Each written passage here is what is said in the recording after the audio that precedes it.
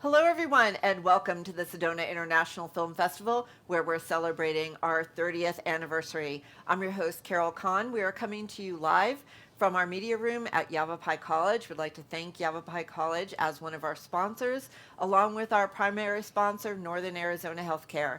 Thank you to all the restaurateurs, hoteliers, and volunteers who every year support the festival. We're so appreciative of your support, and thank you again for that. And I would like to introduce you to Mark, Dude, and Chris. Dude's in the middle. And please introduce your film. Our film is Robert Shields' My Life as a Robot. Awesome. And do you want to explain to the audience who we know who Robert Shields is? But Everybody would in you town like seems to know. But for folks out there that don't, Robert is an amazing person who had a life. He's had like 3 different lives in terms of what he's done. He started out doing mime and mimicking in Union Square in San Francisco, and started doing his robot there as well. And then he got on TV, and he had the Shields and Yarnell show, and he did that for a couple years. They traveled, they did Vegas, all that stuff, and then he found himself in Sedona, fell in love with it, and does his artwork now, which is what he started out doing when he was 17, 18. Little kid. Yeah, Even. little kid, actually. Yeah. That's a good point. So he's had 3 lives. He's an amazing person, an amazing character, too. So how many years have you said that you met him at one of his art fairs that he was at? Used to travel, Yeah. Yes. with his art. So we live in Hermosa Beach, and every Memorial Day and Labor Day they have a art fair.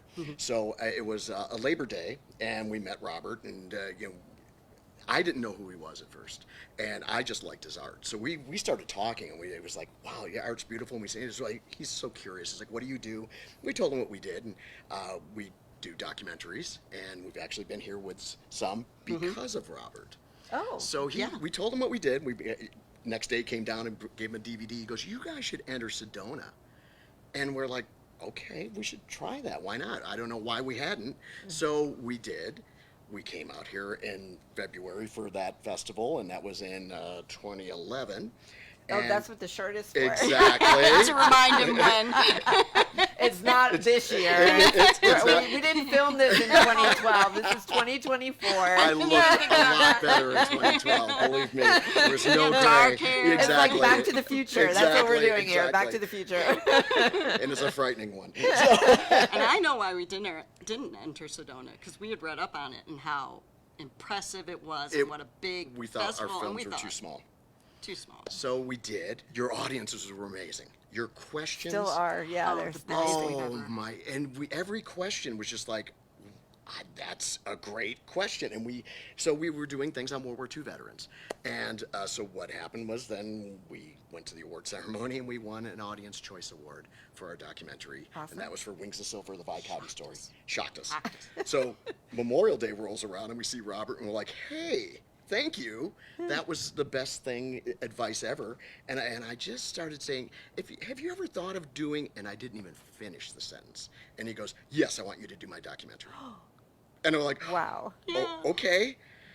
And then that began this 10-year journey, which it's taken so long for us to get this done.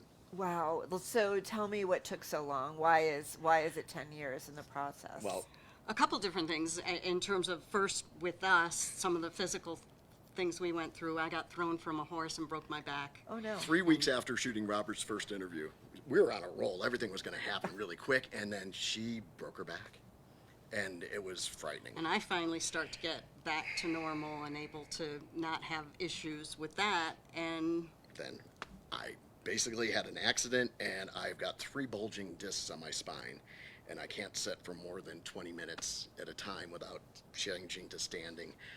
It's impossible to edit this way. Oh wow. So that's been the hardest part. And I God bless Robert for being as patient as he was, because it's taken a long time. But it's good that it did. Everything happens for a reason. Yep. Because we were going just the direction of his art because we loved his art. And then it turned out he influenced this entire group of pop and lock dancers that we had no idea that these kids love him.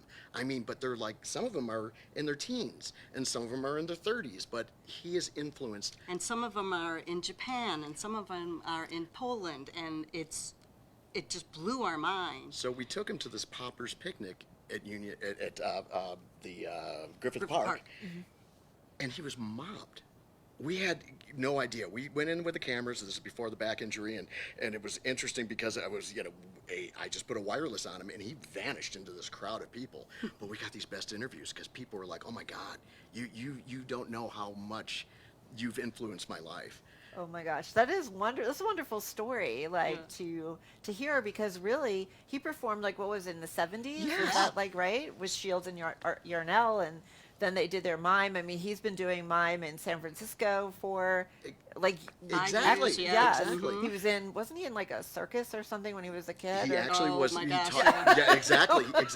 So we actually Certain talked to that things person, couldn't- and it just didn't translate. And it was a kind of the guy's still in business. He's in, I think, Alabama or something. And it was weird. It was kind of like, wow, this is great. We're not flying there. It was just too crazy.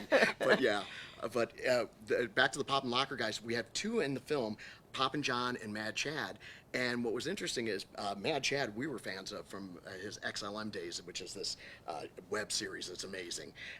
But then Robert saw Pop and John and loved him, and he kept saying, "You got to talk to him. You got to talk to him." And we're so glad we did, because he was on World of Dance, and he came in, I think, second or third with his amazing moves. Second, And yeah. Second, that's right. So just fun. And it was a close first, I will say that. Yes. Yeah. But one of the things that's great about Chad is he talks about the fact that he met his wife because of Robot.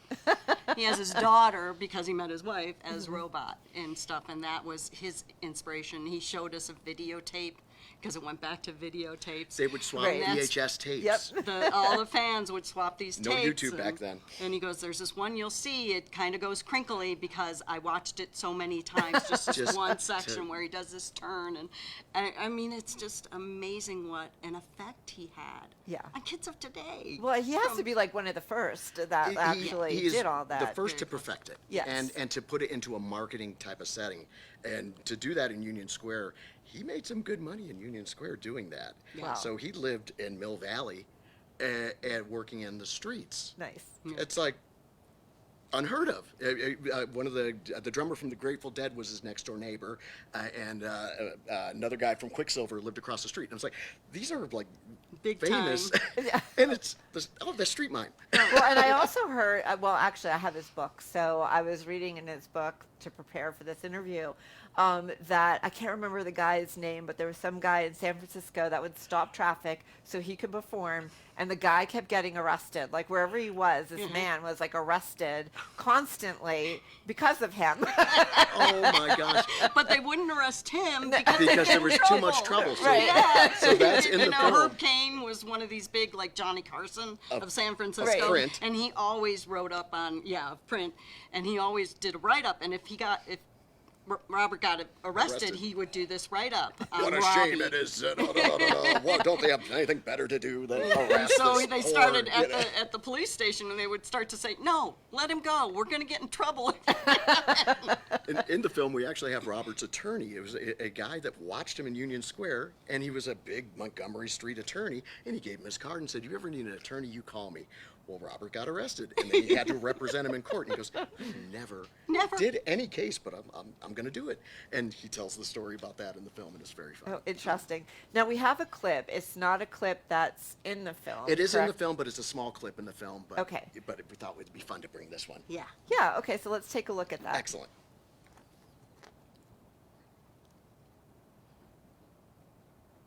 A little staticky.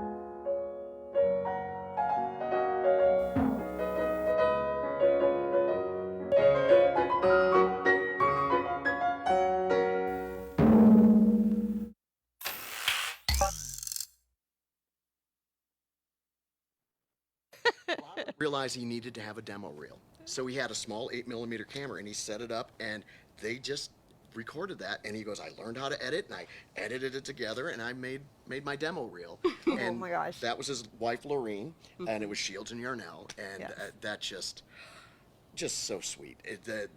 As a team, they were just amazing. Yeah. I also read that I think she was being interviewed, and I don't remember exactly when it was, but they asked, the question was about their relationship. This was when they were married, and she basically said that she adored him and that he taught her what unconditional love was, which is completely beautiful. There's one thing in the film that we didn't get in. Paul Lennon, local amazing man. We interviewed him, but it didn't fit in. But he told this beautiful story that he was driving with Lorene in a car. And basically she said, with tears in her eyes, Robert will always be my brother. And this was after they had divorced. But she would come here and they would do little tours and stuff like that. But, that was just a sweet story from Paul. Yeah, it was really just beautiful to hear about, continually, like Yeah. her relationship and how she felt, which was really nice. Usually you don't hear that when people get divorced, right? Right, Exactly. exactly. It's like, who? No. Yeah. Yeah. Well, and that was the other thing we think in terms of why it took so long as well, is like we were saying, everything happens for a reason. There was a point we got to where we realized we didn't really have Lorene in there as much as we should. Exactly. We had her in with the bits and stuff like that, but we really needed to kind of do a little bit more of them at, I don't know, doing stuff together, interviews and things like that were beyond just the clips that we put in. So she has a voice in this film now, which Yeah. is really Oh, good. important. And again, when we started, it was about Robert doing this art. And it was really beautiful, and we really got a kick out of it, and then his backstory and all that. But yet, it's so important to have Lorene in it. And So doing his art, speaking of that, did he share the story? I think he was in the 5th grade, maybe. I can't remember what grade. But doing art, he actually painted a wall at school and got in trouble for that. Robert Not got in surprised, trouble yeah. a lot in school.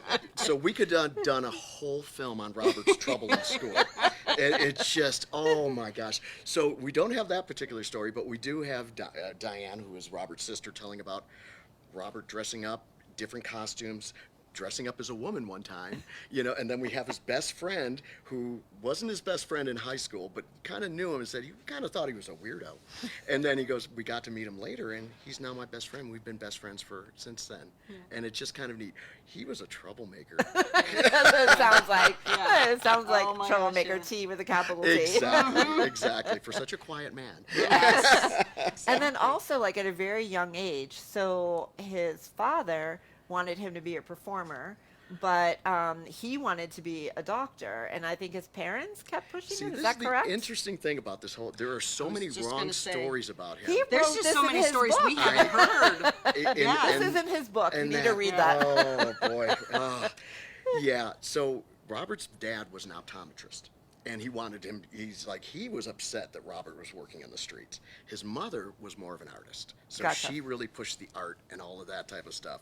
But it's kind of funny. 'Cause And I think it probably was that more his mom than his dad, Yes. because he talks about his mom and the sport she gave and some of the things she did that really pushed him in that or not pushed, I should say, encouraged, supported him yes, and yeah. encouraged him. And all the kids, the Shields Yeah. kids, are artists in some way or another, and it's really kind of neat. Yeah. Yeah. So it seems like this whole experience for the both of you has been a very amazing experience, and it seems like even when I prompt you for some kind of story, there's a story on top of a story on top of Right. a story, right? Right, But is there exactly. anything I don't even know if there's any one thing that actually stands out for the both of you that came out of all of this experience for you? Ooh, that's a good That's question. see, when we come here, we're never prepared and it's like, I know there's such a good answer for this. Yes. I hope I can pick something that's kind of close. I think Robert as a person is what really, I know people see him in different ways. Yes. Because he's an entertainer, he's a business person, he's that guy that has coffee in Clarkdale every whatever morning. So there's all these different people that have different opinions of him, but it's kind of neat. Over the 10 years, I see them all, and I really see he's a nice guy. Deep down, he's a really, really sweet, shy guy. That one shocks me because he is really kind of shy, Yeah. but very talented. But I think he said this in his book about the makeup because Right. like he would wear makeup, right? And he would say makeup is a mask. And so it's sort of like you're behind that mask, which I'm sure as a mime that was like getting Exactly. into the character. So, I don't Yeah. know. I'm just throwing that out there, right, Robert? Well, and that's one of the other things I think it was finding the different people who had an artistic effect on him. Yes. Who pushed him, that much more in one direction, or who, worked on top of what he already had and made it move in a great way. And so that to me was one of the big things was it wasn't just Robert. And Robert admits that. And he talks about all these people who helped him along the way become who he became, not just in San Francisco's Union Square, but even to his artwork now.